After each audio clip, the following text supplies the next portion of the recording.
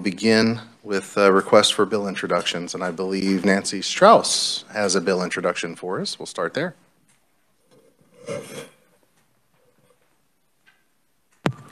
Good afternoon. I'm Nancy Strauss here on behalf of the Judicial Council to request one bill. It is 22 RS 2698, and this bill enacts a number of reforms to KORA, the Kansas Offender Registration Act, and this committee is already pretty familiar with the substance of this because it was introduced last year as HB 2349, and this committee worked that bill. Thank you. Members, any questions? Any objections? Seeing none, we'll get that introduced. Thank you. Thank you. Any other bill introductions today? All right, seeing none, then we will move forward and open the hearing on House Bill 2215, and we'll ask Natalie to give us an overview.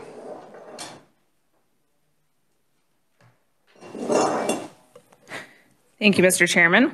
House Bill 2215 would allow people with felony drug convictions to receive benefits under the Supplemental Nutrition Assistance Program. The bill amends KSA 39709. That is the statute that contains the eligibility requirements for certain federal assistance. Current law there provides that food assistance shall not be provided to any person convicted of a felony, which includes as an element of the offense either the manufacture, cultivation, distribution, possession, or use of a controlled substance.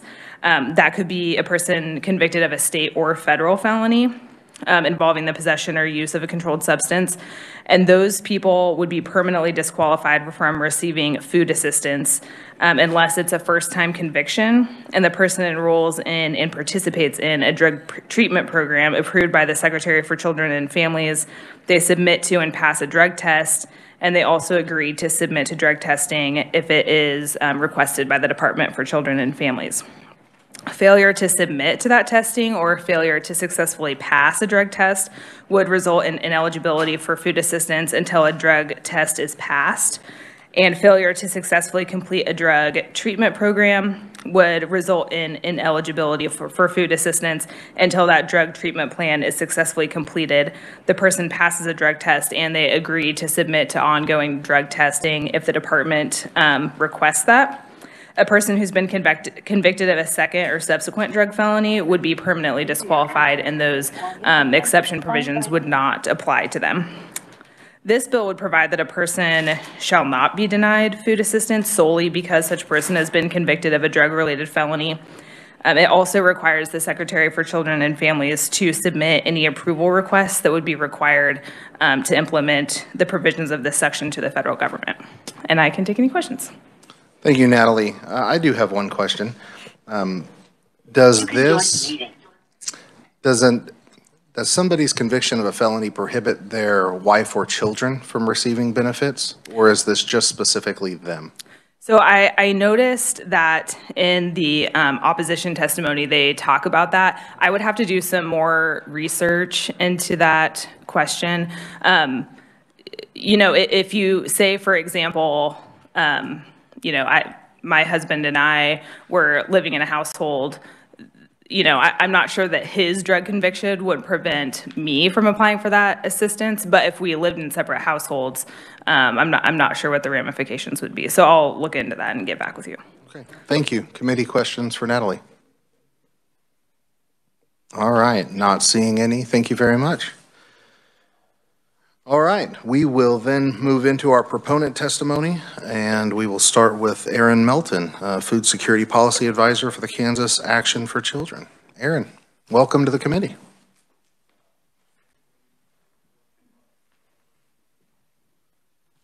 Hi, is this already on? Oh, yeah. Chairman Owens and members of the committee, thank you for the opportunity to testify today in support of House Bill 2215, which would expand access to the food assistance program for justice-involved Kansans. My name is Aaron Melton, and I am the Food Security Policy Advisor at Kansas Action for Children, which is a nonprofit advocacy organization working to make Kansas a place where every child has the opportunity to grow up healthy and thrive. And we believe that passing House Bill 2215 would be a crucial step toward a Kansas full of thriving children and thriving communities. As we just heard, this bill would remove the modified ban for Kansans with drug-related felony convictions from the Supplemental Nutrition Assistance Program, or SNAP, called food assistance here in Kansas. And while it may seem like the ban that we're talking about today only impacts individual adults, as we were just talking about, the disqualification of adults actually means that their children and their families are more likely to face hunger and economic instability. Close to 75% of Kansans who receive food assistance are in families with children. And when an individual is disqualified from the food assistance program under this rule, their income and assets are still counted toward the household maximum limit, but they are not counted as a household resident when determining eligibility and benefit amount. And you know, you were just asking about this from the revisor's office, and because of how food assistance eligibility and benefits are calculated, the entire household's benefit will be lower if they are still eligible, and entire households can be disqualified from the program, or not disqualified, but ineligible for the program in its entirety. And of course, just because someone is disqualified from the program doesn't mean that there isn't a need or that they're not struggling with hunger and food insecurity. So these families end up having to stretch fewer benefit dollars further, or even struggling to get by with none at all. This is a significant problem for those people with more than one drug-related felony conviction who are facing lifetime ineligibility and whose households then face lower or no benefits forever. And it's a problem for those Kansans who just have one drug-related felony conviction, who currently face those additional requirements to regain eligibility. And this delays those households, their families, from receiving their full benefit amount that they could be receiving, or again, receiving any at all. When children are going hungry, they're less able to focus in school and their development suffers. And their parents are less able to focus on finding employment and economic stability because they're worrying about where everyone's next meal is coming from. So when children and parents are not able to meet their full potential, entire families suffer. So I'm urging you to vote in favor of House Bill 2215 so that Kansas can join many other states in removing this barrier for people who are doing their best to regain stability for themselves and their families. My contact information and further resources can be found in my written testimony, and I would be happy to talk further about this with anyone. Thank you for the opportunity to testify in support of House Bill 2215 today, and I am happy to stand for questions at the appropriate time. Thank you, Erin. I think we'll have enough time to kind of go through questions as we hear from folks today. Can you tell me, and if you know, what other states around us, or what number of states have eliminated this barrier? Yes, I have that in my notes. I know that Oklahoma has no ban, and just a second. 28 states plus DC have no ban at all. Okay. I can get you a full list if you'd like. That helps me out a lot. Thank you very much, Erin. Committee, questions? Oh, Representative Carmichael. Thank you, Mr. Chairman. I think I know the answer to this, but can you tell us how these provisions made their way into Kansas law? My memory is we did this about 8 or 9 years ago, maybe 7 or 8 years ago. Can you refresh our memory as to how this ended up as a part of Kansas law? Sure, thanks, Representative. Kansas had no ban until, I believe, 2015 or 2016, and it was implemented along with a host of other additions to the food assistance program in Kansas through the HOPE Act. All right, thank you. Committee, other questions? Thank you.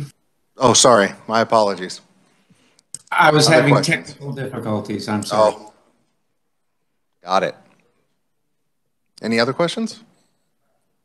All right, thank you, Eric. Thank you. All right, now we'll hear from Karen Siebert, Advocacy and Public Policy Advisor for Harvesters. Welcome to the committee, Karen.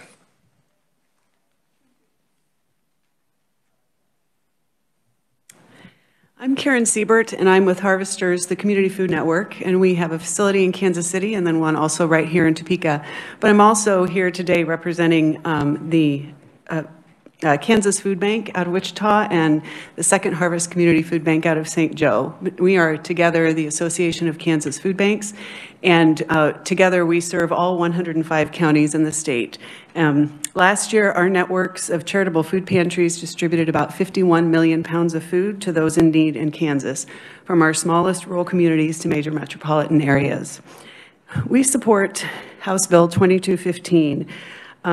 Current Kansas law withholds from those with more than one felony drug conviction the help they may need to try to reintegrate into society.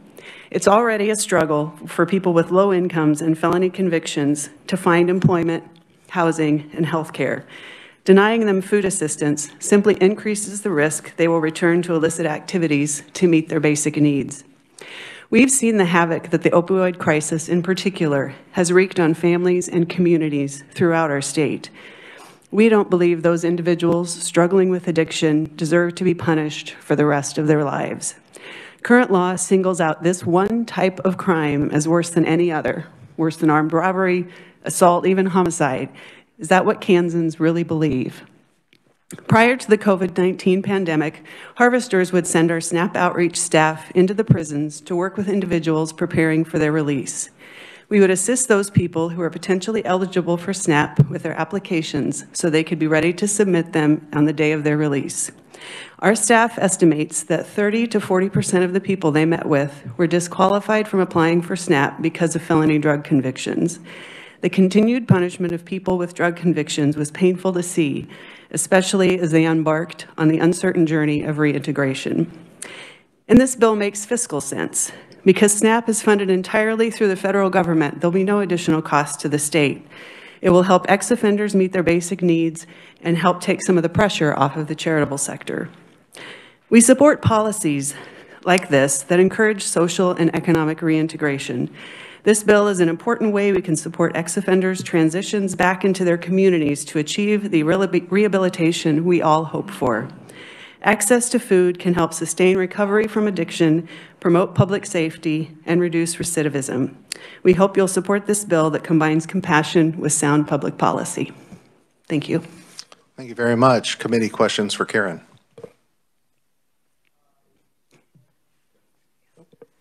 Representative French, thank you. Thank you for your testimony. I'm not saying I'm going to support this bill or not support the bill, but I am very concerned that it looks to me like we're going to continue to say this is a good thing because the federal government is paying for it and not the state. That's part of the problem we have now is that everybody thinks the federal government makes their own money, and they do. But that money is our taxpayer money, whether it goes to the state or to the federal government. So I don't like that as a reason to support this. It is costing it. There's nothing free. And so I just think that's the wrong thing to put into your testimony, that's one of the reasons we should support this. Just a personal opinion. I guess personal opinion too is I would counter, we are paying into that federal program, and those resources are going somewhere.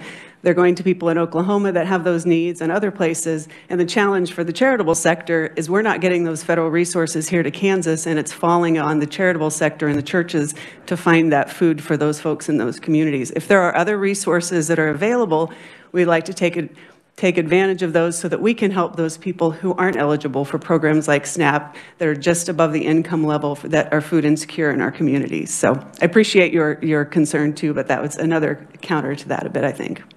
I understand. It's just, I don't like the idea that we keep thinking that federal money is magic money. It's our money. So I think that's part of the problem we have with a lot of things right now is that as long as the state doesn't have to pay for it, then it's a good thing. And in a way that is good, but somebody's still paying for it. So I am here today to listen to this testimony. I haven't decided which way I'm going to vote on it, but that is one thing that's not going to affect my vote at all. Thank you. Thank you very much, Mr. Chairman. Thank you, Representative French. Representative Osmond. Thank you, Mr. Chairman. What are the economic benefits of having food in your stomach? Well, I think there's What are the benefit. economic benefits of not being having a hungry populace? The economic benefits of not, well, I think we just don't want hungry people. Kids can't concentrate in school. You can't be effective at your job if you're worried about if you're going to have food that night. I think just societally, I haven't actually been asked that most basic question. I don't know if ever, so it's a little hard for me to articulate it because it seems so obvious to me. Understand. Sorry. Thank you. We're just discussing economic policy in terms of what things are going to cost. So I just wanted to find out benefits of. There is a study that the what it was now called Health Forward, but it was the Greater Kansas City Health Foundation did a study on the costs of food insecurity. So there is actually a study from a few years ago, which I can follow up with following this meeting, that does actually put a number to it. So that would be great if you would like to send that to the committee assistant. We'll make sure that gets sent out to everyone. Thank you. All right. Thank you very much, Karen. All right, now we will hear from Haley Kotler, Campaign Director for Kansas Appleseed Center for Law and Justice. So welcome to the committee, Haley. Good afternoon, members of the House Committee on Corrections and Juvenile Justice. My name is Haley Kotler. I am a campaign director at Kansas Appleseed Center for Law and Justice. Kansas Appleseed is a nonpartisan, nonprofit organization, and we're dedicated to the belief that Kansans working together can build a state full of thriving, inclusive, and just communities.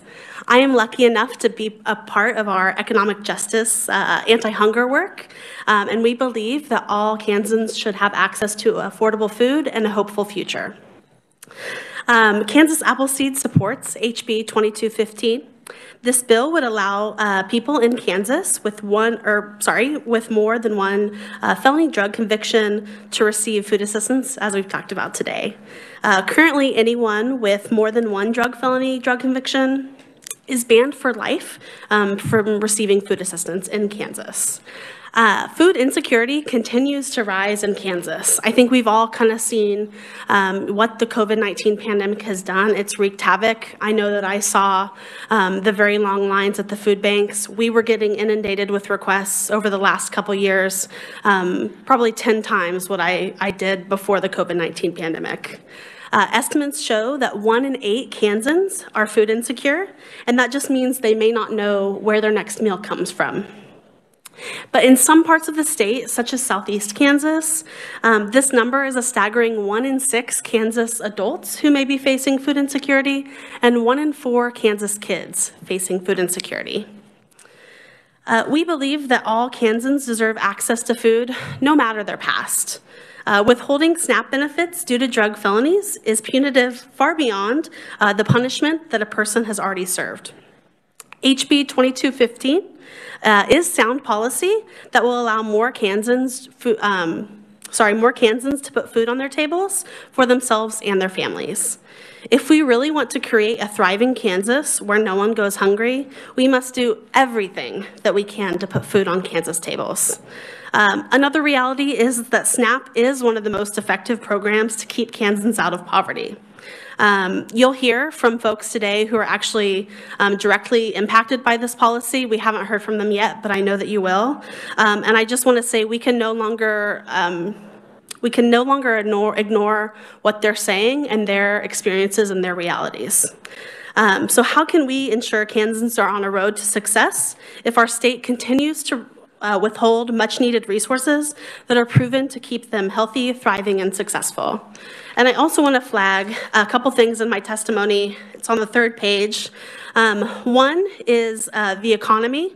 Every dollar in food assistance benefits, every dollar in SNAP benefits that is used generates an estimated $1.54 or $1.54 in economic activity. During economic downturn, which we've been experiencing, that number is actually $1.80 per every dollar used in SNAP. So SNAP really does generate a lot of economic activity. Additionally, cost, given the current recidivism rates, drug felony prisoner rates, and research around reductions in food assistance related recidivism, our analysis has showed that an estimated 60 fewer people would be incarcerated per year if this bill were passed. That would save the state about $1.75 million annually just in incarceration costs. That's all I have today. Thank you again for hearing this important bill, and I will stand for questions. Thank you, Haley. Representative Wheeler. Just that last sentence intrigued me. Savings for recidivism and returning. Sure. How was that number derived? That's a great question, Representative. We have a policy research analyst on our team, and I don't know that exact answer, but I will be happy to talk with them and get that to the committee after this meeting. Well, it's not that critical, but on the other hand, I'm very curious about it. Sure, absolutely, absolutely. Thank you. Additional questions? All right, seeing none, thank you, Haley. Thank you so much. All right, now we will hear from Nicholas Reiniker. Nick, welcome to the committee. Thank you, Mr. Chairman and members of the committee for allowing me to speak today. My name is Nick Reiniker from Inman, Kansas. I'm here as a proponent to this bill on a very narrow scope. For those of you that know me, and Mr. Chairman, if I get out of my lane, please bring me back into my lane. I don't want to do that, but I've been coming up here for the last 9 and 10 years advocating for the descheduling of cannabis. And so my proponent testimony has to do with, I don't think that somebody who can grow certain plants should be banned from using assistance. Now, there's been times in my life that I've been eligible for SNAP, but I've chosen not to do it. So I won't get into the philosophical debate, but I do believe that there is difference between food insecurity and nutrition insecurity. Because if you look at the definition of what food is versus how nutritional it is, you know, I can buy a Red Bull or a vanilla extract with 40% alcohol or all these snack foods and everything that don't have any nutritional value on them, and that's okay. But then if I grow a plant that has a good protein profile and therapeutic uses or whatever, that's a prohibited thing. And then I'm also punished by not being able to use some of these services if I was truly in need. I don't have too much else to really comment on. I do think the inflammation and disease that foods cause is something that we need to look at. But when it comes to synthetics or crack cocaine or methamphetamine or any of that, do what you wish. But as far as naturally occurring substances, I think people should not be hindered on that. Thank you. Thank you, Nick. I will stand for any questions, sir. Questions for Nick? Representative Carmichael. Thank you, Mr. Chairman. Mr. Reiniker, it's good to see you again. We have an area here, I believe, of common agreement. And so I just wanted to ask you, other than perhaps the consumption of brownies, are you aware of any literature or evidence or anything that would suggest that depriving people of food and nourishment is somehow beneficial in treating addiction to drugs? I'm sorry, could you say that again? I didn't fully understand that. That's okay, I'll just withdraw the question. Thank you, Mr. Chair. Thank you, Representative. All right, thank you, Nick. Oh, sorry, Representative French. I just have a question for the reviser on the bill. This bill is focused strictly on those that are convicted of drug-related crimes. Is that correct? As far as felonies go? Mr. Chairman, Representative French, yes. The current prohibition on receiving food assistance, if you look on page 6, starting at line 9, the prohibition that we're talking about here is for those related to drug convictions. So we're not concerned about other felony convicted personnel as far as them being able to get food? No, the prohibition we're talking about is strictly for drug-related felonies. I'm just wondering why we're narrowing it down to just one level of crime versus other felonies that might be equally needing this type of assistance. Sure. So I think I may. So right now, the only prohibition is for those folks who have been convicted of drug felonies. That is the. It's the only prohibition right now. So the others automatically are eligible? There could be other, I don't want to speak, I don't want to say that there's no other felony that would prohibit you from receiving food assistance. I'm sure some of the other conferees know that definitely off the top of their head, but okay. Yeah, this one is just. I understand. Thank you, Mr. Chairman.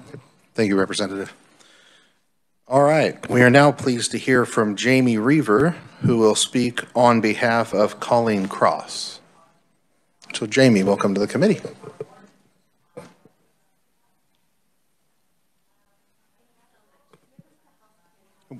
Could you turn your microphone on for me? Sorry. No, thank you. Members of the House Committee on Corrections and Juvenile Justice. My name is Jamie Reaver. I'm the Executive Director of Kansas Appleseed, and I'm speaking on behalf of a fellow Kansan, Colleen Cross, in support of House Bill 2215. I know that you will give Colleen's written testimony your full attention, but she asked me to share a few words with you. Colleen understands what it means to be hungry. She understands how it can take over your whole life. In her testimony, Colleen writes about a family member who was arrested and served time for drug offenses, and she saw firsthand how hard it was for him to achieve stability upon his release. She wrote, "I cringe how he might not have survived if he were malnourished." When our neighbors enter prison, we want them to come out and be rehabilitated. And in order for rehabilitation to work, formerly incarcerated individuals need help. Some would like to see them go to a soup kitchen or a food bank to find food rather than take the so-called easy approach to applying for SNAP benefits. But there's nothing easy about rebuilding your life when you get out of prison, especially when it comes to finding a job or housing. Lack of food and the desperation that comes with it is a sure way to increase someone's likelihood that they'll make bad choices. Colleen asks, what if we ensure that all Kansans had access to food regardless of their past? Colleen's testimony concludes with this. I feel strongly that food is not only a human need, it is a human right and should never be used to exact punishment or put someone in jeopardy or causing death or injury to themselves or others. Please remove the current SNAP barrier impacting applicants with a felony history. Thank you. And I'd be happy to stand for questions on Colleen's behalf. Thank you very much, Jamie. Committee, questions? All right, not seeing any. Thank you. Thank you. All right, we will now hear from Josh Gaines, Project Manager with the Council of State Government Justice Center, who will be joining us on Webex.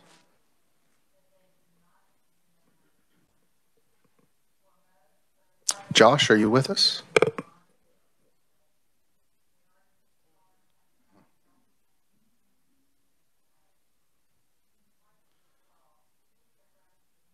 Well, I see Josh.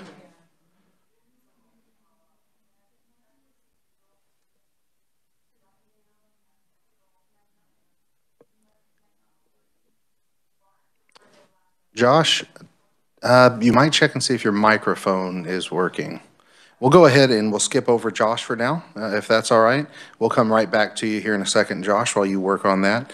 And let's go to Pastor Carl Fraser from Kansas Interfaith Action, who is also on WebEx. Pastor Fraser. Nope, you're still on mute.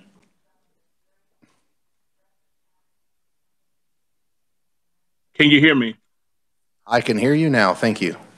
Okay. Thank you. Thank you.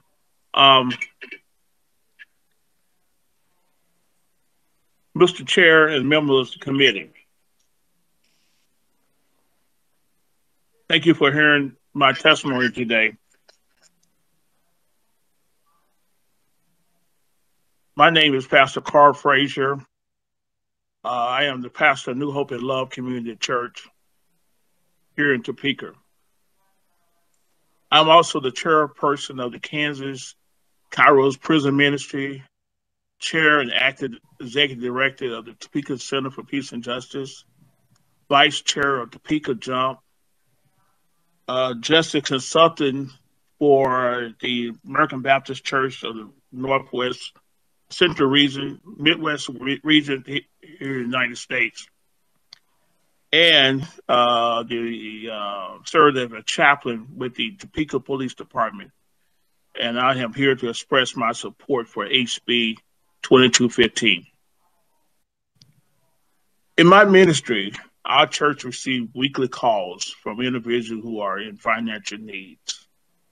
Also, through my prison ministry, I have worked with many people who have been in criminal justice system, including people who have been convicted of drug crimes. I am convinced that banning people who have been convicted of drug crimes from food assistance is wrong.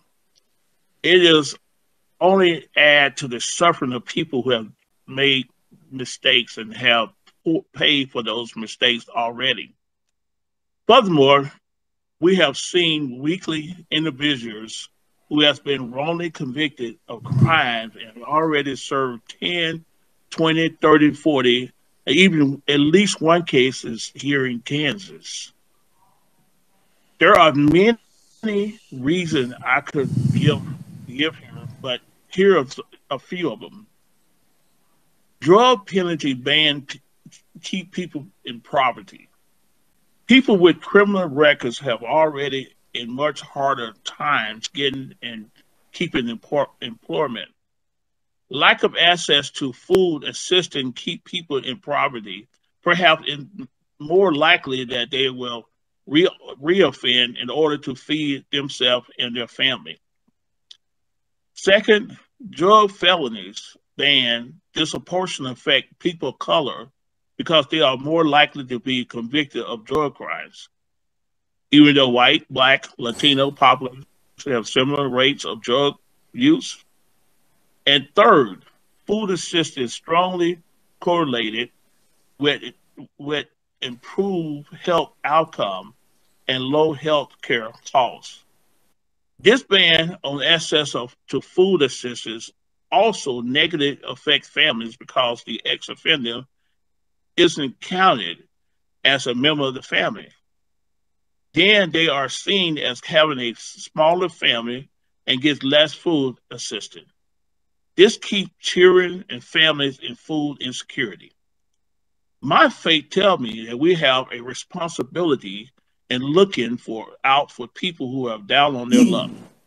Matthew chapter 25, verses 35, 36 said, "When I was hungry, you gave me food. When I was thirsty, you gave me a drink. I was a stranger, you took me in. I was naked, you clothed me. I was sick, you visited me. When I was in prison, you came to me." It is important for all people to have access to forgiveness and the ability to improve their situation. A ban on drug felons have access to food assistance further punish people who have already served their time and their families. It contributes to keeping them in poverty and racially inequity.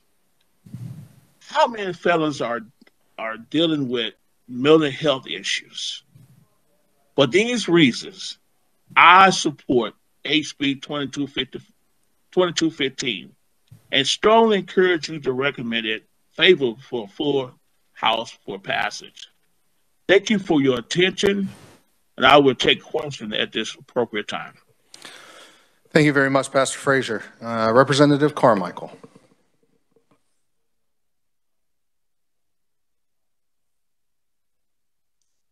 Are there any questions? There we go. There we go. Yeah, I'm having my technological problems here today, too. Can you hear me, Pastor? We can hear you, Representative. Okay, but I guess the pastor can't hear me. Well, I'll think on my question, perhaps save it for another day if he's unable to hear us. Thank you. All right, we'll go ahead and move to Josh Gaines with the Council of State Governments Justice Center. Hopefully, we'll be able to hear you this time. Thank you, Mr. Chairman. I hope you all are able to hear me. Excellent. I like those thumbs up, and my apologies for that. It's been a while since I've wrestled with Webex over here.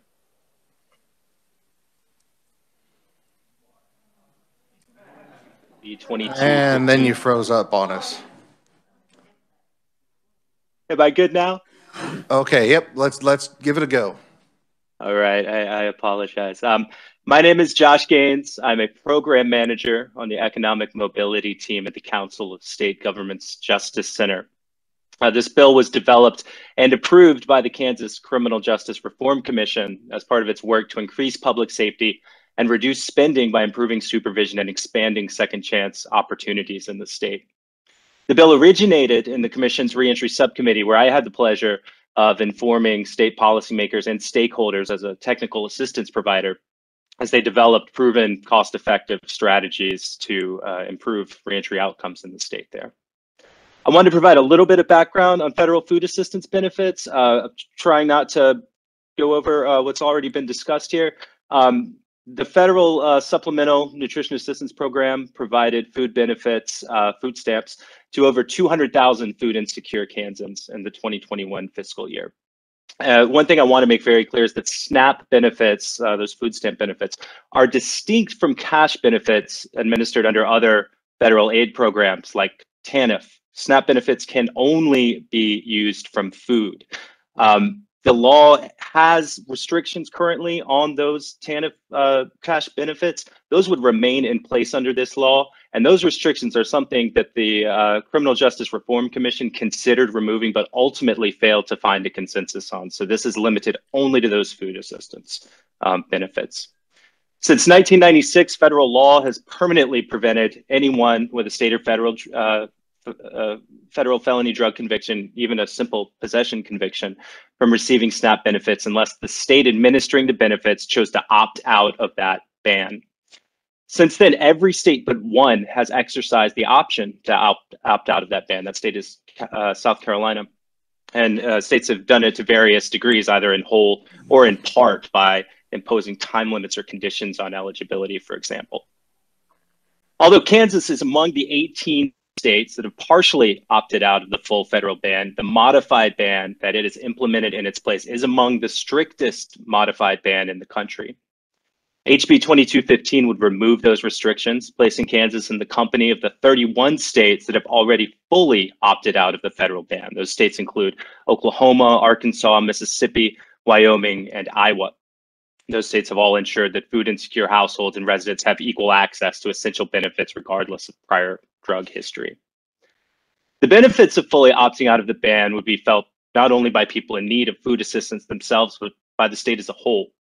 Research shows that people re-entering the community after incarceration are more likely to be food insecure than the general population, and that results in high-risk behavior, like continued drug use and criminal behavior, often resulted to meet basic needs.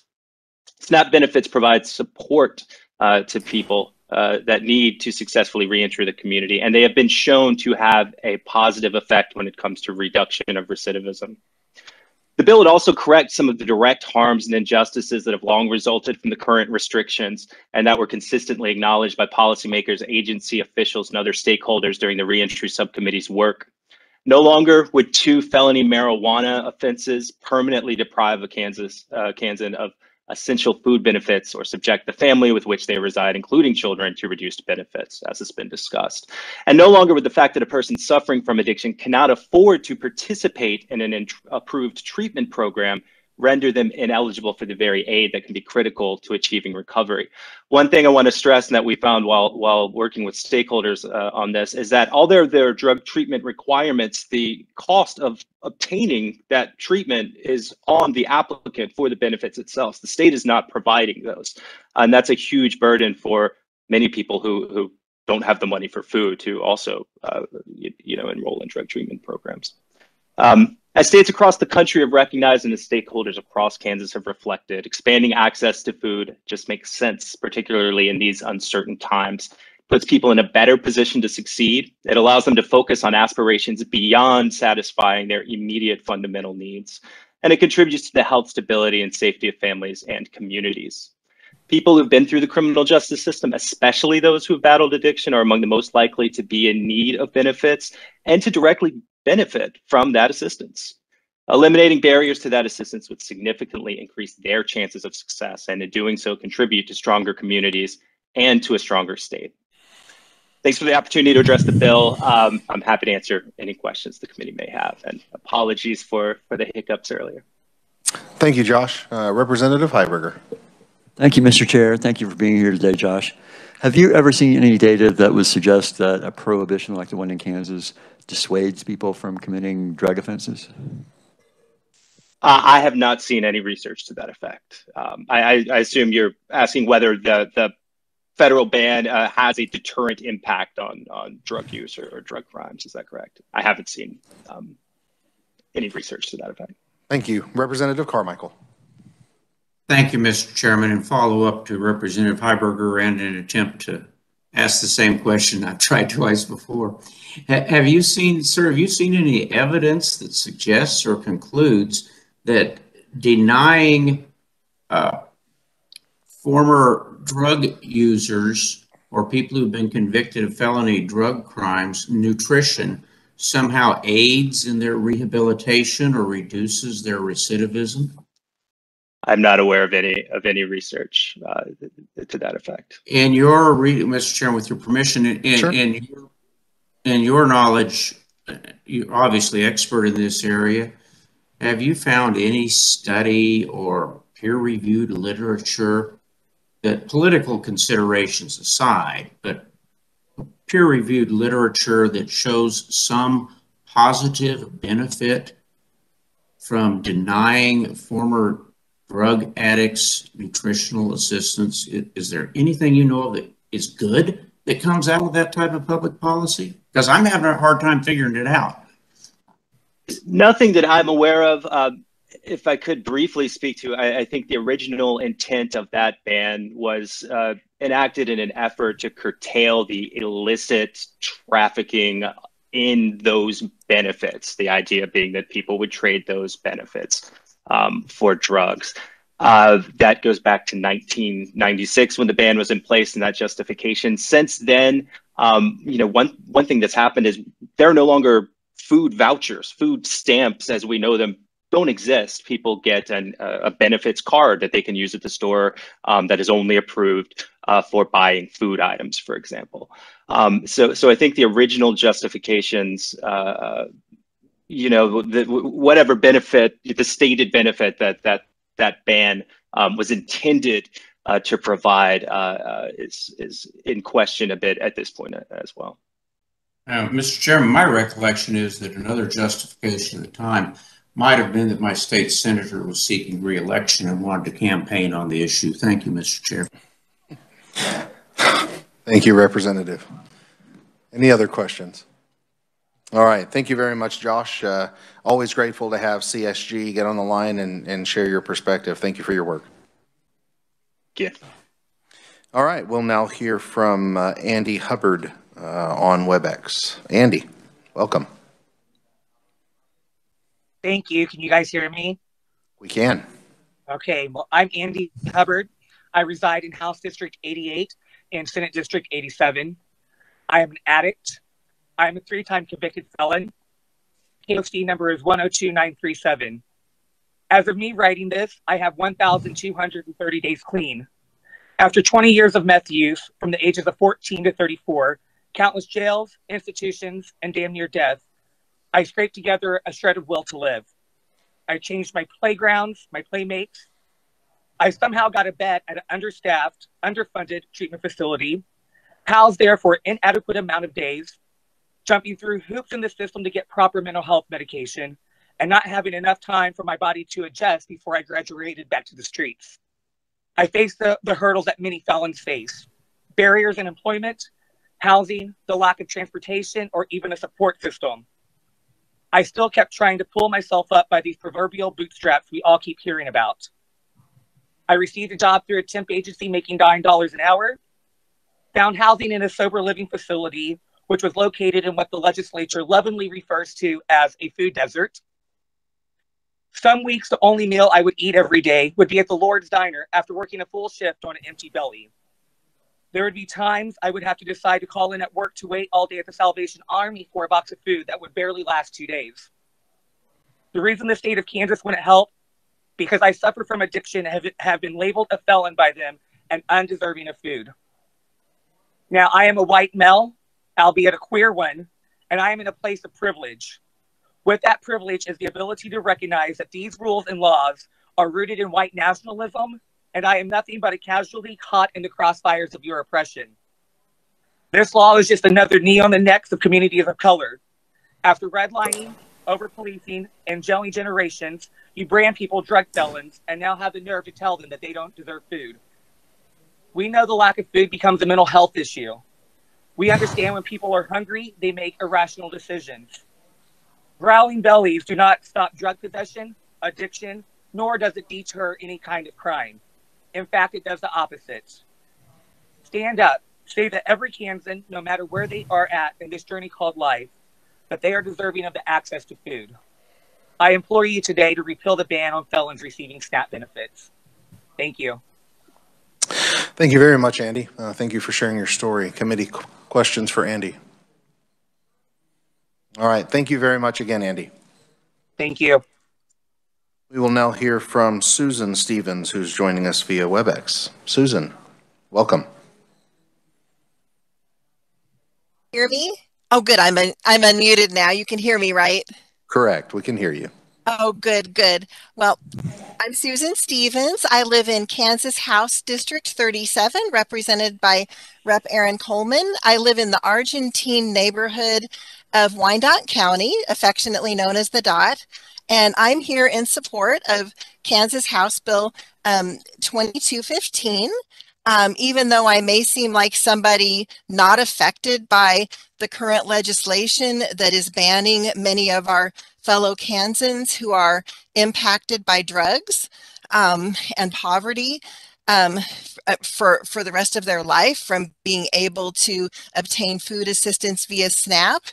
I may seem unimpacted by it, but not one of us now is untouched by this disease of division and exclusion and alienation that is just spreading through our nation. The light of our national motto, E pluribus unum, is being clouded by our continued practices of racism, classism, and slavery. And even though we purportedly ended slavery, we within our 13th Amendment, we kept a form of it in the sense that people, that incarcerated people can be forced into servitude.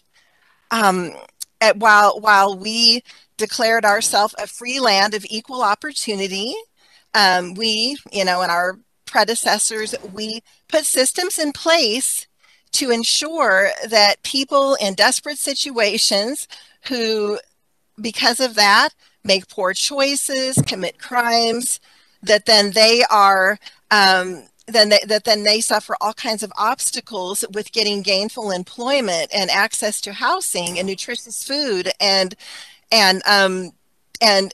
health care and other benefits, and then that they are rendered often less able to adequately provide for their children. So those children grow up hungry and more likely to be hungry and in a state of desperation to commit more poor choices, more crimes, just piling on for generation after generation, basically continuing an underclass.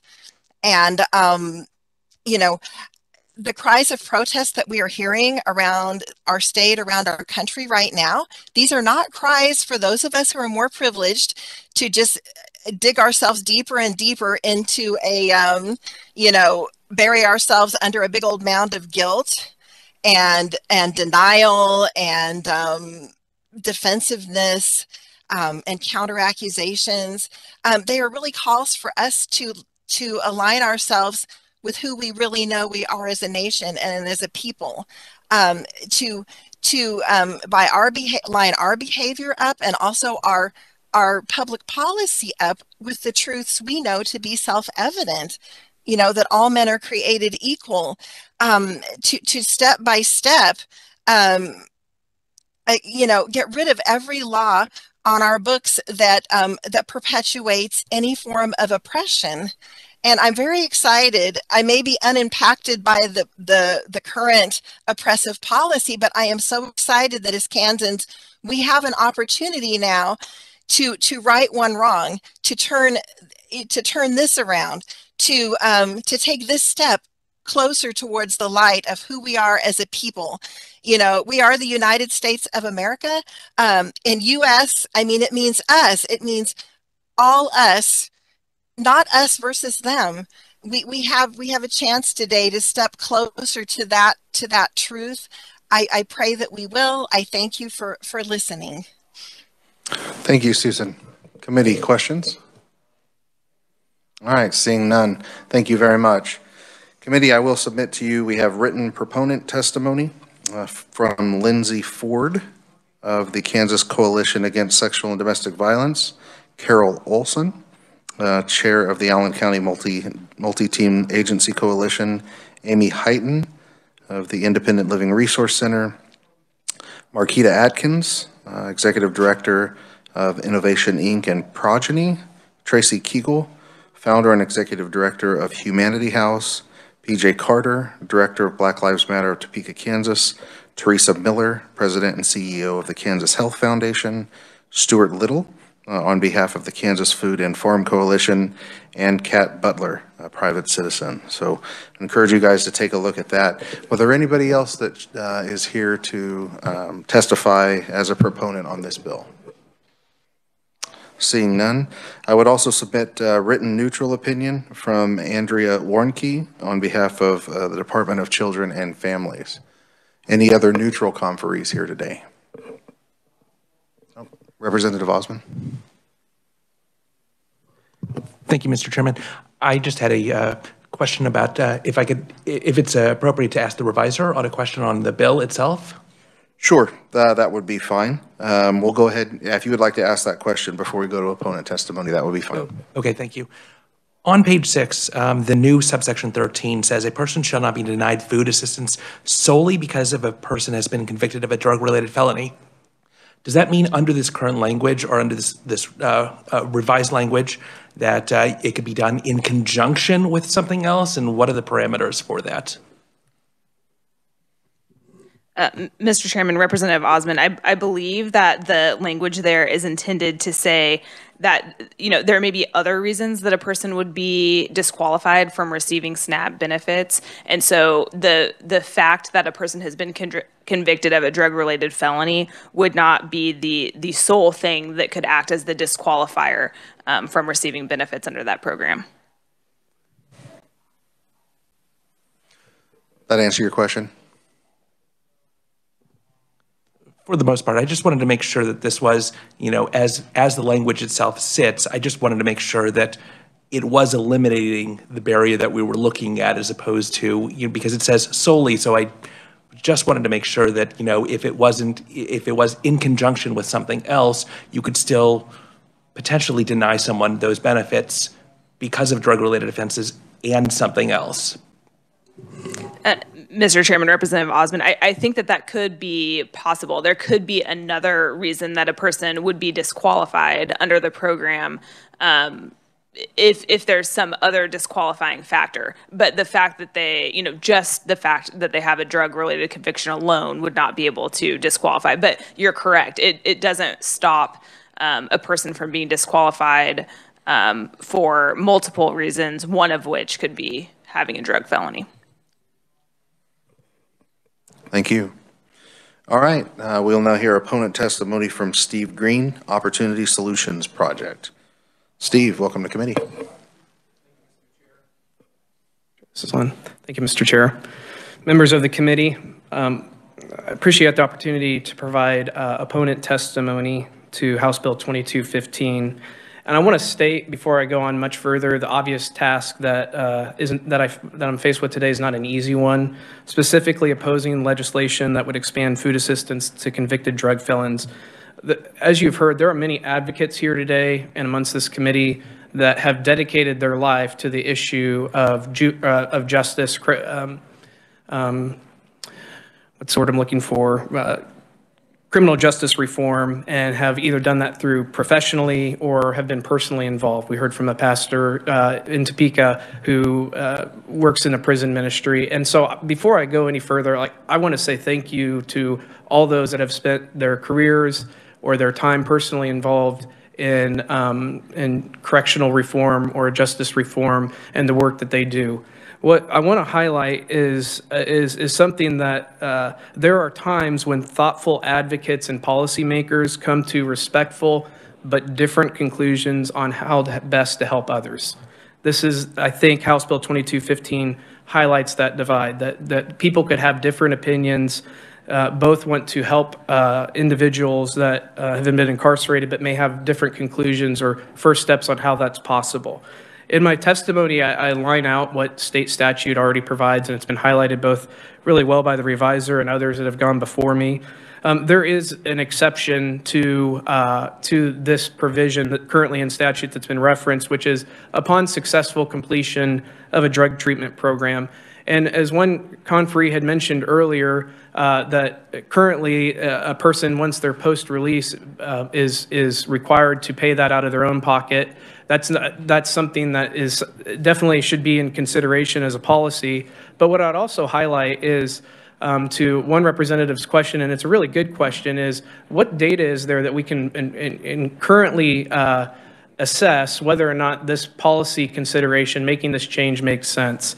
I just wrote a few questions down that might be helpful to have answers to as you all decide this is, for instance, how many individuals in the last 5 years or 10 years have successfully completed this drug treatment program across the state? What is the recidivism rate for those that do successfully complete it versus those that do not? Here in Kansas, what is the average cost of the drug treatment program, and specifically, how many people would be currently eligible if they were to complete a drug treatment program? That really, the emphasis that the current statute has on successful completion of drug treatment is really why we oppose this bill. My personal story is I have family that have been incarcerated. I have family that have struggled with substance use disorder, and I can testify to the fact that the importance for a person who is struggling with substance use disorder or disease is that treatment is an critical, important first step. And so the point that we want to highlight is that by removing that, you are removing what we and what I consider a very important first step in helping somebody receive a path or a trajectory towards recovery. The other thing that I just want to highlight that 2215 lacks any requirement for work or work-related activities. For instance, community service, volunteering, vocational training as a condition for receiving food assistance. And that's a greater sort of larger policy discussion that we always need to have. But one thing that I would just propose to the committee today is that there are innovative approaches that really focus on the emphasis of work and apprenticeship and work training that I think is something that should also be considered as you all take a look at this, are what barriers to work and employment can this committee and can Kansas take that are measurable to help somebody that is coming out of the correctional system find gainful employment and an opportunity for self-sufficiency and economic prosperity. And I think that's where the divide is, where we think that as an Opportunity Solutions Project, we want to see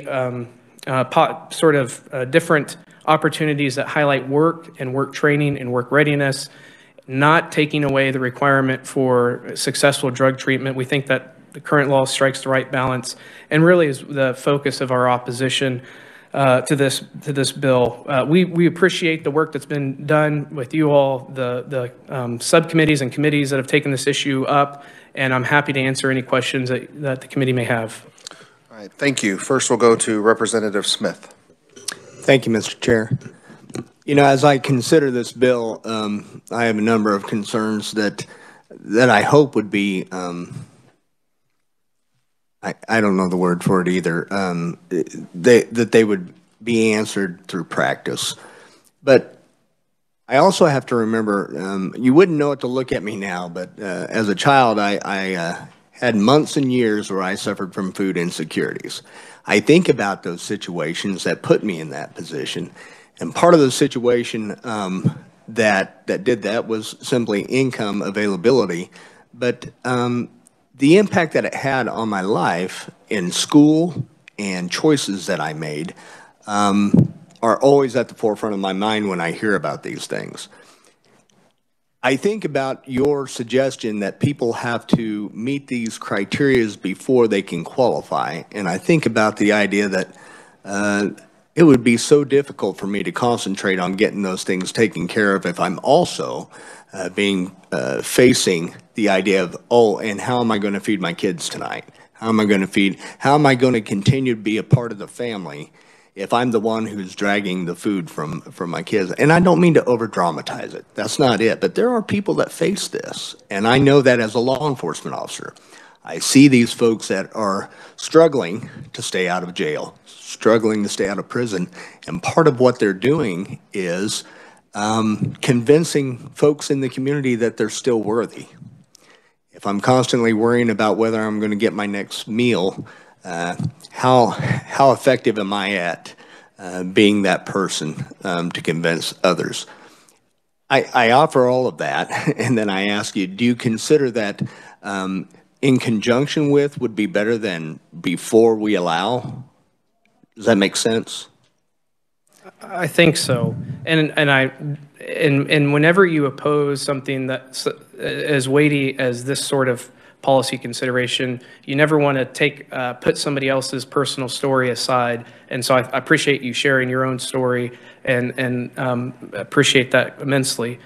If I understand your question, and maybe you could, if you don't mind, repeat or rephrase. I'm having a little hard time. Let me see if I can rephrase it. So if we were to allow them to achieve SNAP qualification while at the same time going through drug treatment, et cetera, wouldn't that give them a better chance at success?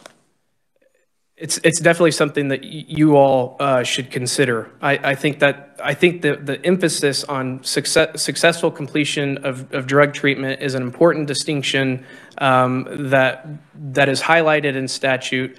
I think, to go back to what you were saying in part of your story, is I also think work supports or work opportunities is also another significant barrier that people that are post-incarceration face, and that the system is also designed currently to limit the participation. And so there should be some interplay or conjunction if somebody's physical needs of food should be matched with the opportunity to work and provide for their family. I don't disagree with you on the process of trying to put in place a work requirement, but I'm not sure that in conjunction with also then you're allowed to have food.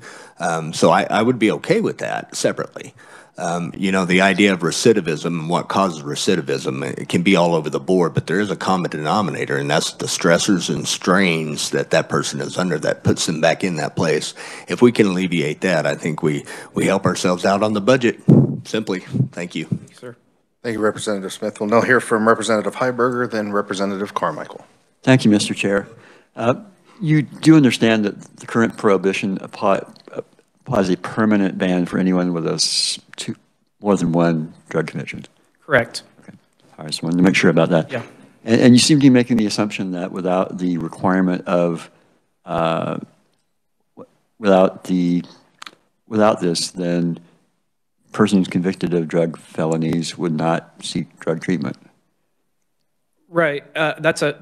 Again, I actually think that's a great question, and it highlights that there might be a gap of actual information that's available to make that decision. I personally don't know, and from the research that I've done prior to coming to this hearing, could not find any information on if that treatment was made available in other states that have, for instance, lifted the the permanent or modified ban, to what extent do they receive treatment and accept treatment, and what does the recidivism rate look like in those states? If I may, just another thing to throw or for consideration is the study that's often cited is, and I'd be happy to share it with a scholar, last name I believe is Yang. It talks about the states that removed this permanent disqualification or modified ban. There's just a couple things that I would ask you to consider. First, the study does not say what states removed the modified or full ban.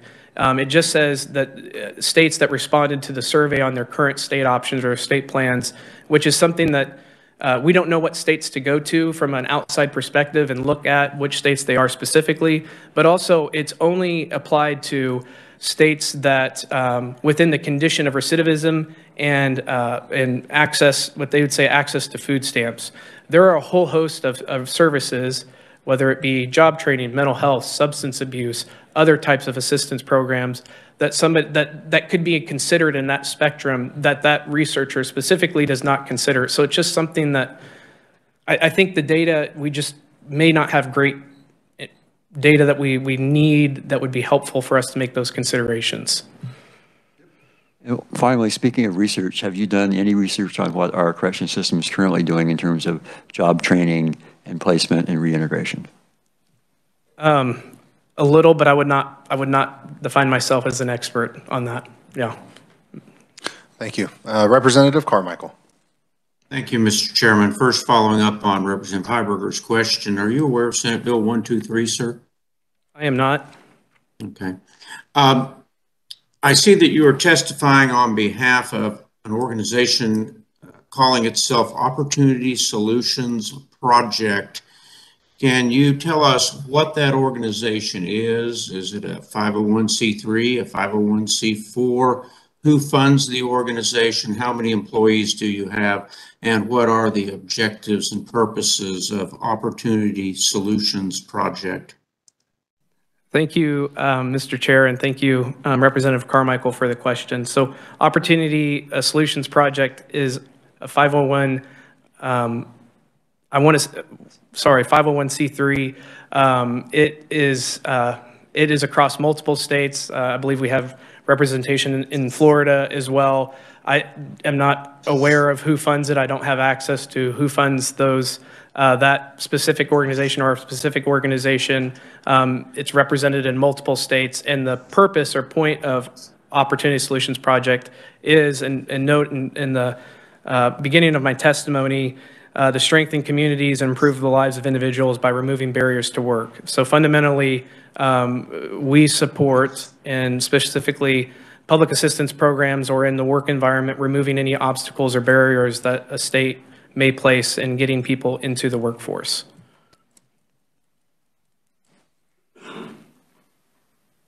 You're muted, Representative. My understanding was that you were 501c4 educational as opposed to 501c3 charitable. Am I incorrect in that regard? No, you're correct. I misspoke, and I apologize for that.